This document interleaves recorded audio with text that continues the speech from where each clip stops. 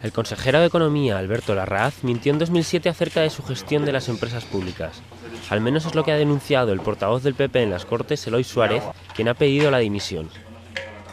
Y cuando un gobernante tiene miedo a que se sepa lo que se ha hecho, y ese miedo le lleva a mentir y a usar fondos públicos para tapar su incompetencia o una mala gestión, lo que procede, sin lugar a dudas, es la dimisión automática. Suárez ha criticado que Larraz siga siendo consejero de Economía después de usar fondos públicos para ocultar su gestión en la sociedad empresarial Savia y haber mentido a todos los aragoneses. Que el señor Larraz, a día de hoy,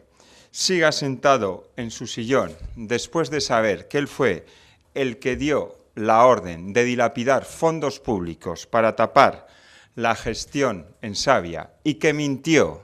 repito, mintió en las Cortes de Aragón en el año 2007, donde están los representantes de los aragoneses, es una ofensa a todos los ciudadanos.